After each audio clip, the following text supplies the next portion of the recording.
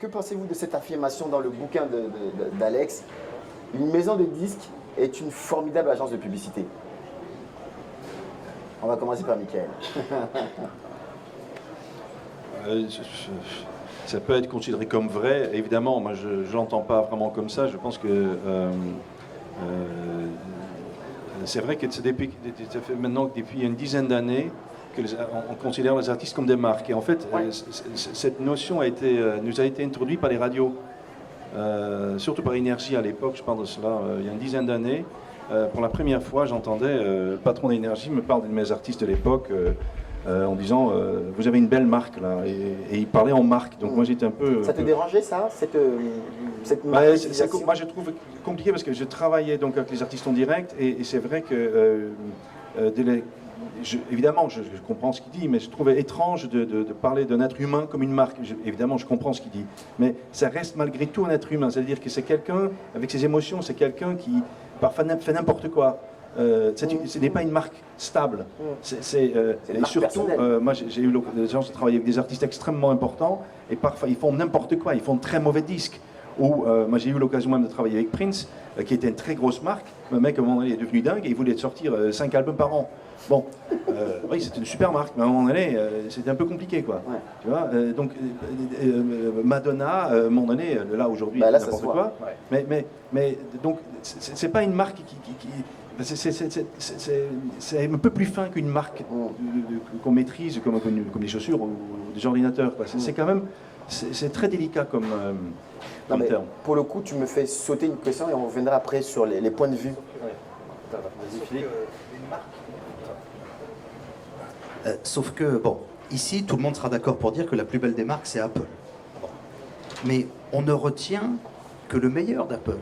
Est-ce qu'on se souvient qu'à une époque, ils sont allés chercher le patron de Pepsi Cola, Scully, parce qu'il venait de faire le Pepsi Challenge. L'autre, il est arrivé, il a dit « Je vais vous coller ça en batterie, je connais le marketing ». Il a fait des Apple carrés. Il a dit « Une marque, ça a une signature ». Donc, ils ont fait « The power to be the best ».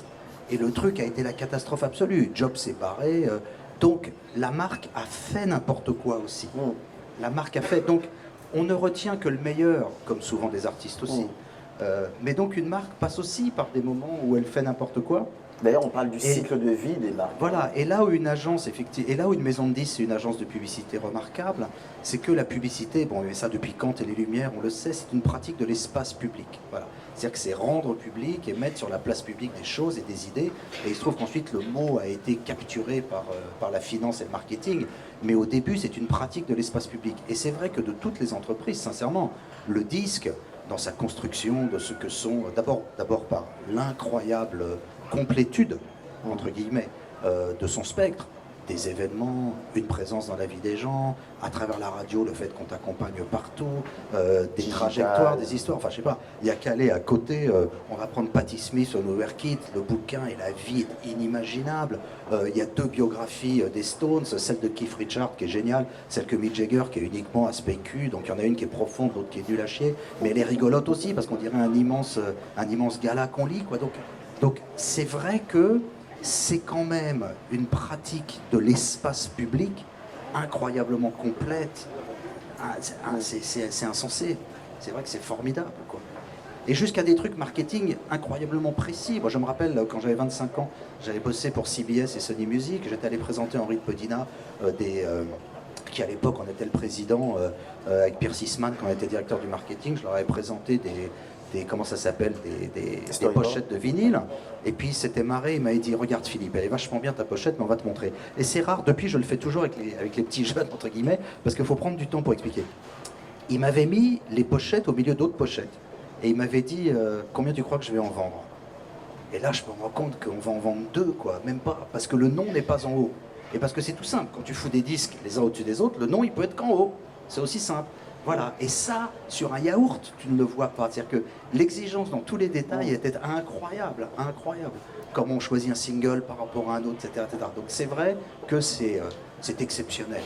C'est une école exceptionnelle. Oui, on a toujours vraiment fait beaucoup. Moi, je me suis rendu compte qu'on avait fait beaucoup de veille en fait marketing, que ce soit par la promotion des ventes, la distribution, elle a toujours évolué, les formats ont toujours évolué, on est passé du vinyle au compact disque, au fichier MP3, à l'abonnement. C'est vrai que c'est un énorme créateur, un énorme créateur de tendances. On est vraiment dans les tendances, on sait comment elles évoluent, on regarde comment se comportent les gens, puisqu'on est en face d'un public qui après se transforme en consommateur ou vice-versa. Mais c'est vrai qu'aujourd'hui, les maisons de disques ont toujours été hyper en avance.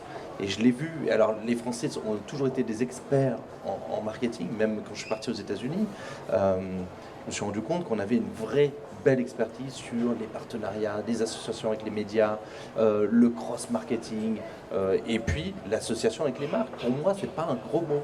Pour moi, ça devient une nouvelle pratique. Justement, c'est intéressant parce que pour moi, on parlait tout à l'heure de marques. Je prends deux Trinity Brands, deux marques Trinity, Jay-Z, Lady Gaga.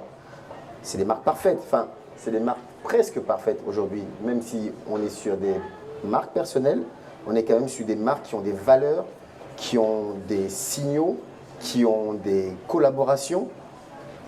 Ça mute.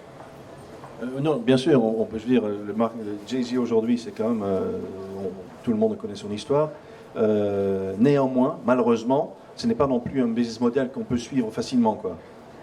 C'est un peu comme Radiohead, quand on lit des articles sur Radiohead qui, à un moment donné, ont mis un des derniers albums en téléchargement libre sur Internet en disant « vous payez ce que vous voulez ». La presse en a fait des gorges chaudes. Bon, j'en ai vendu un petit peu. Moi, je suis fan de Radiohead, mais c'est pas un business model. Ils pouvaient le faire parce que c'était Radiohead. Donc, parce que la maison de disques a investi énormément d'argent auparavant.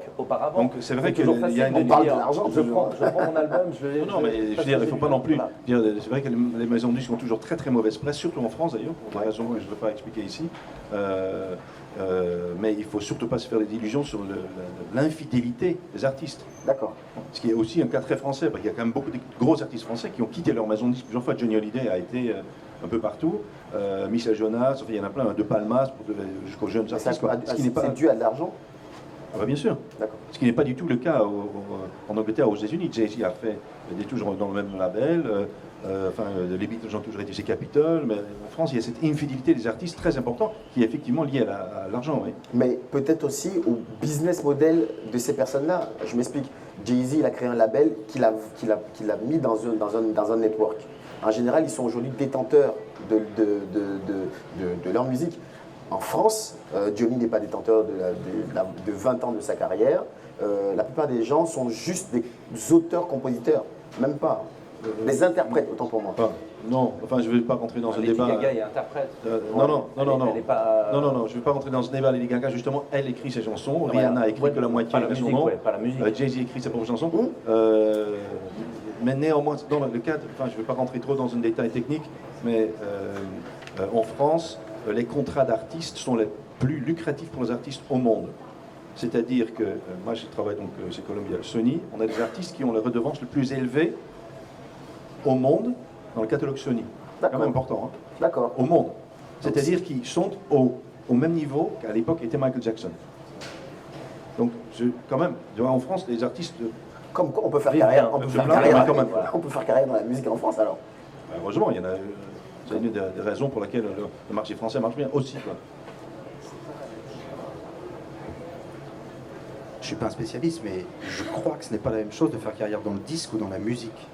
D'accord. C'est-à-dire que soit tu comptes sur le fait qu'on ne vend que ton disque, c'est ça. Et là, trouble the head, comme dit l'autre, soit alors on pense que c'est la musique, et dans ce cas-là, il y a un écosystème avec des disques, mais avec des concerts, mais avec des produits dérivés, mais avec de la publicité, mais avec des bouquins, etc. etc.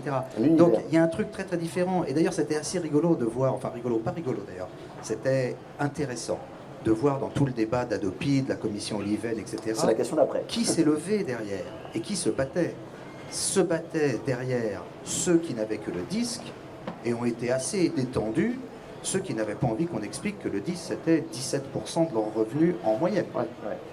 En moyenne. Parce que chez les anglo-saxons, cette histoire aurait été totalement... Parce que le débat n'est pas le téléchargement pour eux. Oui. sans disque aujourd'hui, sans disque, un artiste ne tourne pas. Et moi, j'ai pu travailler avec des artistes de vieille génération qui font un album juste pour pouvoir tourner. Un artiste comme Dave, que tout le monde connaît parce qu'il est très sympathique, très rigolo, il fait un album uniquement pour tourner. Philippe Laville, tous ces gens-là. Donc, pardon?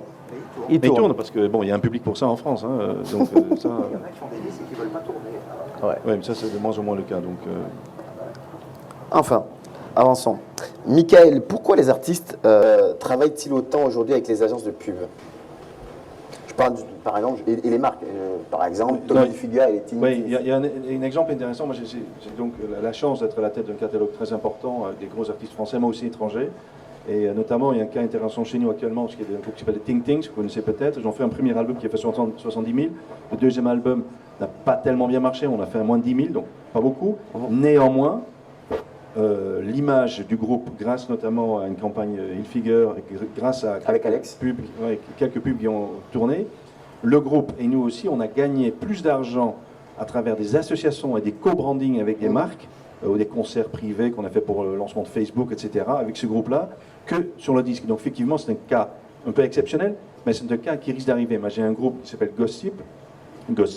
Les pubs que vous avez tous pu voir sur Dior, ce sont d'une part des vecteurs de communication et d'autre part sont extrêmement lucratifs pour l'artiste, mais aussi pour la maison de disques. Donc c'est vrai que les brands comme ça sont des choses qui rendent, je dirais, c'est comme si une maison comme une marque vient nous voir en disant voilà, je vous achète 50 000 albums. Donc oui, sans droit d'auteur. Voilà. Mais quelque part aujourd'hui, finalement, le succès commercial, le succès d'un artiste n'est plus tributaire du succès commercial forcément de son disque, mais du mécénat que peut amener une marque. Ça. Oui, enfin, les marques, ils ne sont pas non plus complètement stupides. Moi, j'ai eu des grosses synchros sur Gossip, sur les Ting Tings ou sur MGMT, parce que chacun avait vendu 200-300 000 albums. Oui, bien sûr. Ils avaient d'abord rencontré un certain succès. Voilà. Après, c'est vrai qu'après, c'est la maison de disques de continuer la marque. D'accord. Et alors, c'est vrai que le bienfait en fait de ces associations avec des marques, et nous on l'a bien vu avec les Ting Tings et Tommy Hilfiger, c'est que ça permet d'avoir un vrai sas de décompression, ou alors ça permet de financer, on va dire, des pauses artistiques où l'artiste ne rencontre pas forcément tout le temps son public. Il peut y avoir des accidents de parcours, ça arrive, et donc là-dessus on peut aider, parce que l'image est intacte, l'artiste a toujours son public, c'est juste qu'il n'a pas fait un disque heureux. Donc voilà, et c'est vrai que là où il faut être vigilant, c'est quand on parle ensuite avec les managers, quand on parle avec les artistes, comment en fait préserver la marque, comment travailler en bonne intelligence avec ce groupe, avec les Ting Tings. On leur a donné carte blanche. On disait voilà, vous allez écrire le scénario du clip, vous allez travailler sur la fragrance du parfum et tout ça. Non, si c'est bien fait et que tu as les bons experts qui connaissent à la fois les valeurs de la marque et qui connaissent les valeurs du groupe et qui disent voilà, en gros à un moment on me disait mais ne peut pas jouer entre deux rayons chez Sephora. Ce que je disais au patron de la marque, je disais il est hors de question que je pose cette question à l'artiste. Il est hors de question. Tu le protèges. Et tu devrais être en fait suffisamment bien formé pour comprendre que je ne poserai pas cette question-là parce que ça va abîmer la marque Ting Tings et ça ne te servira pas. D'accord. Alors Philippe, une question qui est un peu difficile pour les publicitaires que nous sommes traditionnels. Avec cette philosophie Trinity, est-ce que Alex ne ringardise pas finalement Havas, McCann et autres? Bah non, parce que... Non, j'essaie de chercher les bons mots. On en est encore au stade où c'est de l'aiguillon. Parce qu'on en est encore au stade où, sur 100% de chiffre d'affaires que peuvent générer ce type d'activité dans la gestion des marques, on est à 5% d'un chiffre d'affaires. Donc ça ne peut rien ringardiser. Ça peut être un surplus de passion, d'émotion et un accélérateur de positionnement auprès d'une certaine cible. Maintenant, c'est la vie ensuite, c'est la courbe de pénétration des innovations. C'est-à-dire que ça va rentrer petit à petit au cœur des systèmes. Et là, l'affaire est assez simple. C'est soit les groupes de communication seront capables d'une manière ou d'une autre d'intégrer ce genre d'activité. Comme avec le digital finalement. Absolument, c'est exactement la même chose. Soit ils seront capables d'intégrer ce genre d'activité, parce que ça veut dire d'abord que le pari qu'on fait, qui est que ça a de l'avenir, est juste. Et à ce moment-là, tout se passera naturellement, parce que cette histoire d'incuber, ça veut dire quoi? C'est qu'à un moment donné, quelle que soit l'économie, quelle que soit l'industrie, quel que soit le secteur, il est des marques qui, naturellement et génétiquement, ne peuvent pas générer en leur sein un type de choses. Parce que c'est normal. Parce que c'est un problème de jeunesse, c'est un problème de nouveauté, d'innovation. Un corps social n'est pas construit pour développer un type de choses et il est logique et normal que ça se développe en dehors. Alors ça se développe en dehors et ensuite, et tant mieux parce que généralement ça fait la fortune des gens qui les sont développés, j'espère que ça fera celle d'Alex. À un moment donné, on se rend compte que ce truc-là ne va pas être marginal mais que ça va devenir central et on l'intègre. Et on l'intègre, et sachant que certains essaieront de le développer en leur sein, et ils tomberont. Parce que c'est normal. Donc, ça va s'intégrer, et donc aujourd'hui, c'est pas ringard parce que c'est trop neuf. Par contre, si on ne réagit pas, et si on n'est pas capable dans les 2-3 ans qui viennent d'apporter des solutions, c'est sûr qu'il y aura un problème. Alexandre et Michael, question qui est de l'ordre de la communication et aussi de la musique. Le digital a changé, pour nous aussi, c'est vrai en plus. Le digital a changé l'industrie de la musique à jamais.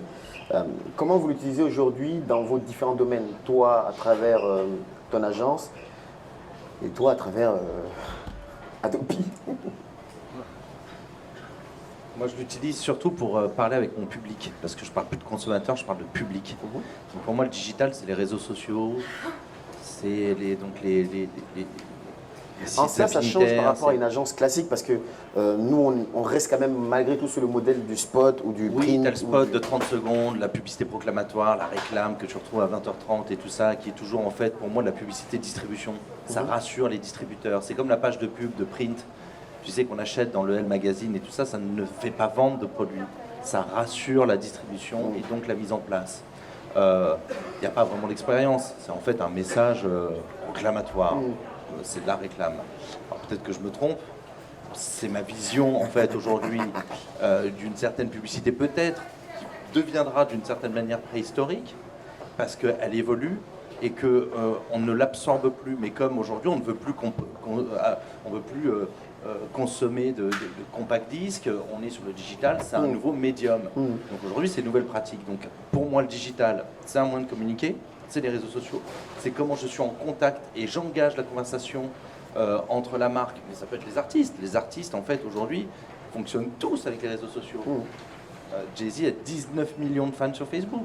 Il ne communique que par Facebook. Et après, via ses concerts et sa relation avec ses consommateurs. Donc ça, et puis donc pour moi, c'est la distribution. Et la distribution, les nouveaux médiums sont YouTube, Facebook, enfin essentiellement YouTube pour... la diffusion. Diffuser en fait tous les contenus, les films publicitaires et la musique qu'on veut diffuser, qu'on associe aux marques. Oui, enfin, les digital touchent quand même en très très grande partie la musique urbaine. D'accord. Jay-Z en fait partie. Des artistes comme Cabrel, Noah sont peu. Tu vois, au TFN sont des artistes qui sont très peu présents et n'ont pas tellement de followers. De toute façon, c'est un public beaucoup plus âgé. Même un Noah, même un Yannick Noah. Il n'est pas très actif, mais Christophe Willem très actif sur le Twitter, etc. Quoi. Donc ça dépend vraiment des artistes. C'est un conflit de génération en fait. C'est un conflit de génération. Pour moi, ce que sont des spots de 30 secondes. Oui, néanmoins, il y a des artistes qui sont...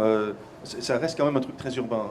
Alors question, est-ce que c'est pas plutôt sociologique, typiquement français, versus aux États-Unis, à 50-60 ans, ils utilisent tous Twitter? Non, oui, enfin, tu prends les artistes de country américains, qui sont quand même dans le top 3, il y en a 3 dans le top 5 des meilleures ventes de l'année dernière, ce ne sont pas des gens qui sont sur Twitter, ou sur Tumblr, etc. Ça reste quand même encore cantonné à un public très réactif, jeune, qui achète du track. Enfin, c'est quand même très très défini encore aujourd'hui. Et encore aujourd'hui, ça restera peut-être comme ça, parce que pour ça, il faut acheter du track, quoi. Il faut aller, faut aller vite, quoi. Tu ne veux pas que tu aies un album entier sur le net comme ça. D'accord. Question pour toi. Tu voulais dire quelque chose? Non. Question pour toi. Les marques challengent de plus en plus les maisons de disques en leur proposant des beaux programmes de brand content. On a parlé de Jay-Z tout à l'heure avec le documentaire Newsy. On a parlé d'Unstage American Express avec Coldplay. Est-ce qu'aujourd'hui, ce n'est pas la vraie concurrence pour toi? Est-ce qu'aujourd'hui, quand une marque comme Absolute propose avec Alex, en arrivant en disant pas besoin de ta maison de disques, on te fait le concert, mais en plus, le concert, on va te le faire sur Facebook, tu auras 19 millions de personnes, etc. Où est ta place? Comment tu… D'abord, ce dont tu parles, c'est plutôt des concurrents des promoteurs de concerts, D'accord. d'abord. Et de deux, les artistes que tu viens de citer sont quand même tous passés par des maisons de disques pour arriver à cette notoriété. Il y a un cas intéressant que je suis un petit peu aujourd'hui, c'est ce groupe qui était signé sur le label de Eurostar Records. Je ne sais pas si vous avez vu ça. Donc c'est un offshoot de Eurostar, SNCF, enfin bon bref, un groupe anglais, n'est-ce pas, de Londres. Alors ils font de la pub dans les Arocs, ils ont une association avec les Arocs, je ne sais pas du tout, là il n'y a pas de maison de disques derrière, je connais un peu les gens qui font ça. Je ne sais pas où ça peut aller, quoi. Je ne sais pas, je sais pas comment ils vont travailler. Ça veut dire que pour toi, aujourd'hui, on a encore besoin quelque part de la maison de disques. Ça veut dire que… Non, mais quand on fait aujourd'hui, là, il y a des plateformes, des concerts, des Arocs, tous les mois, l'ESCOP, tous ces artistes qui étaient entre guillemets indépendants, tout le monde veut signer une maison de disques. Alors, c'est très rare que. Alors évidemment, il y a des artistes qui attendent parce qu'ils veulent, ils pensent pouvoir avoir le gros lot, de tirer le gros lot, etc. Ou ils veulent rester en amateur. Mais je pense que. Et ça fait partie d'être artiste. Hein, c'est que je raconte toujours cette anecdote qui est un peu ridicule peut-être, mais je maintiens, pour moi j'étais très important, c'est qu'un jour il y a un mec qui est venu dans mon bureau avec un CD, est venu de la part de quelqu'un, il y avait acoustique, c'était un truc de guitare-voix, enfin bref, je ne trouvais pas ça très bien, et la personne est devenue très agressive envers moi, il m'a dit, mais qui êtes-vous pour me juger comme ça? Donc j'ai dit, mais attends, vous êtes venu ici, vous êtes dans une maison de disques, je sais pas, moi je suis obligé de dire ce que je pense, je dis c'est gentiment, poliment, et le mec me dit, mais je n'admets pas ça, il devenait un peu agressif, je levais. Il se levait et moi je lui ai dit, écoutez, je vais faire un truc très simple, moi il faut jouer de la guitare, jouer de la guitare. Vous faites des chansons, moi aussi je fais des chansons. Sauf que moi je les joue pour mes enfants à Noël. Et vous avez l'immense prétention de penser que ce que vous faites doit être diffusé pour des millions de gens. Alors je lui ai dit ça, c'était ce que je voulais dire par là, c'est que pour être artiste, d'une part, il faut avoir un ego énorme, et c'est très bien, moi je ne juge pas ça.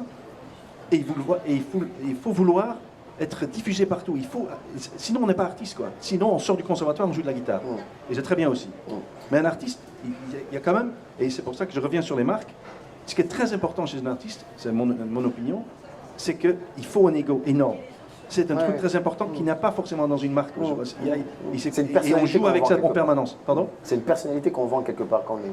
Ben oui, il faut charisme, il faut qu'il soit habité par la musique, quoi. Sinon, bon, ça marche. Alors, pour revenir à notre question… Oui, et pour revenir, c'est un métier. C'est-à-dire aujourd'hui, une maison de disques, on en a besoin. Un artiste a besoin d'être accompagné.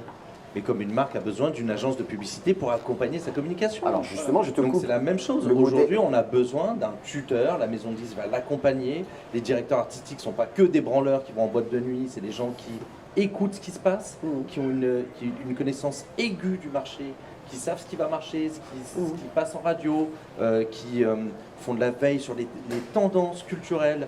Donc aujourd'hui, c'est un vrai travail. Il y a juste un problème sur les maisons de disques, c'est que je pense qu'elles ont produit trop à un moment et mal. Et qu'à un moment, il y avait des patrons de maisons de disques qui sont rentrés dans cette politique de mass market en disant on veut plus d'argent, plus produire et produire mal. Je rebondis Voilà. pour vous deux. Ça veut dire que le modèle Live Nation, c'est pas une agence, c'est pas une maison de disques. C'est pas un danger pour vous. Surtout quand ici, Madonna, pour 100 millions de dollars d'avance il y a 6 ans, elle a pondu un disque, 2 albums, le dernier album, on connaît l'histoire. Les tournées ramènent de l'argent. Madonna, je crains que... Tu vois, je ne dis pas que c'est un mauvais business model. Je ne suis pas en train de critiquer, ils font plein de choses très bien. Mais je pense que c'est un business model compliqué, quoi. Et de surcroît, c'est un promoteur de concert. Nous ne sommes pas promoteurs de concert. Et puis pour revenir sur Live Nation, c'est un épiphénomène parce qu'ils ne savent pas développer l'artiste. Ils ne savent pas parler à un artiste. Ils ne savent pas être le psy d'un artiste. Quand on les appelle à 3h du matin, quand on a un problème existentiel de création, je peux te garantir que chez Live Nation, ça ne répond pas. On est là pour faire du profit. Donc en fait, en gros, Live Nation n'arrive qu'en fin. C'est un moyen. Oui, d'accord. Voilà. C'est le summum, en fait. D'où le fait de prendre Madonna, Jay-Z, etc.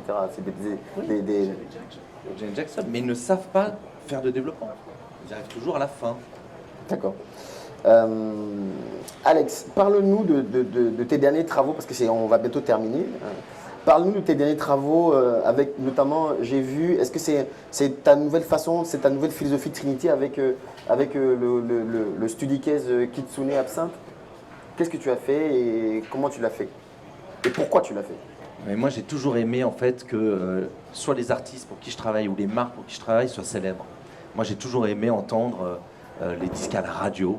Ça a été mon grand plaisir. C'est-à-dire que quand tu es un patron de maison de disques, tu veux quoi? Tu veux que le public, que l'artiste rencontre son public, et tu veux entendre tes titres à la radio. Quand tu es un publicitaire, tu veux essayer d'avoir des idées nouvelles et essayer de pousser en fait la marque, je parle d'artiste mais de la marque, dans ses passions. Et c'est vrai que ce qu'on a fait avec Kitsune, Jacques Seguela m'a dit deux choses en publicité. Il me disait, tu dois célébrer des anniversaires ou faire des premières mondiales. Et là, la problématique, c'était comment raviver cette marque, qui est une belle endormie, qui est une belle marque de luxe, une des plus vieilles marques du groupe Pernod Ricard, Absinthe, qui était aussi la boisson des artistes, qui a accompagné... Des artistes maudits. Des artistes maudits, pas que des artistes maudits, mais des artistes dans leur... on va dire dans leur inspiration, et on voulait donc réassocier naturellement, mais ça c'est un brief naturel, c'est la marque est venue vers nous en disant comment on va pouvoir associer la marque avec des artistes, comment on peut raconter de belles histoires, comme on a pu raconter les histoires en fait de la période cubiste avec Picasso, la période Hemingway avec l'absinthe, c'est comment on va pouvoir se réassocier en fait avec le monde artistique de façon naturelle. Et donc il y avait une problématique sur les marchés. On veut parler à la fois aux Japonais, aux Américains, aux Anglais et aux Français. On est passionné par le design, la mode et la musique. Bah, dans l'équation, ça allait vite. Hein. On a pensé à Kitsune, qui sont des amis chers et qui ont tout de suite en fait compris les actifs immatériels de la marque. Je parle beaucoup de ça dans mon livre en fait. C'est Philippe qui m'a éduqué aux actifs immatériels, aux valeurs, à tout ce qui est dormant en fait dans la marque et comment en fait le faire ressortir, découvrir la passion et comment on y attache des contenus. Donc on a accroché des contenus. La première mondiale, c'est qu'on a créé une collection de mode inspirée par les valeurs de la marque. C'est une première. Généralement, on trouve toujours des bouteilles designées par des grands designers ou des stylistes. Là, on fabrique une collection qui sera présentée, qui a été présentée à la Fashion Week à New York, à Paris, et on va la présenter à New York. Donc, en gros, c'est cette collection qui réhabille ensuite la bouteille. On y a fabriqué un film. Et on le lance, en fait, comme on lance... Là, on l'a lancé comme on lance une marque de mode. Ouais. Bon, ce qui est intéressant, c'est que il n'est pas encore publicitaire totalement. Avec la loi E20, là, bon. On a beaucoup appris la loi E20. La loi E20. Un champion. Dernière question, qu'est-ce que ça te fait véritablement d'être passé de l'autre côté du miroir? Tu étais là, tu commences à aller vers là. Ça fait quoi d'être un fils de pub finalement? Fils de pub toi-même. Non mais c'est vrai. C'est cool d'être un fils de pub. Et moi je suis fils de pub depuis 15 ans. Parce que j'ai toujours travaillé en fait à la communication de mes artistes, des talents. Si ta passion après c'est de faire connaître en fait les gens pour qui tu travailles, c'est ça, c'est très difficile de parler de moi là. Je me viole, mais j'ai toujours aimé plutôt parler des autres. Donc ouais, je suis un fils de pub, super, c'est parfait. Mais il y a, en plus, même pour finir, il y a une phrase qui est importante pour moi dans ce livre qui a été écrite par Vadim Grigorian. Vadim, en fait, il est patron de la création mondiale de Pernod Ricard, du groupe Pernod Ricard. Et il disait un truc qui est très important, qui m'a vraiment marqué. J'ai voulu l'écrire dans le livre. Je vais la lire et puis je pense qu'on va terminer là-dessus si vous voulez bien. Mais il disait, dans une interview visionnaire à la télévision française en 72 de Claude Lévi-Strauss, il proclamait que l'idée la plus importante que nous, peuple civilisé occidental, pouvons apprendre des tribus indigènes est la réconciliation entre la raison et la sensibilité. L'idée semble d'autant plus appropriée et juste à notre époque où la raison humaine est dénudée et impuissante face au pouvoir grandissant des machines sans âme. La courte période du marketing bureaucratique, mécanique et désincarné est révolue.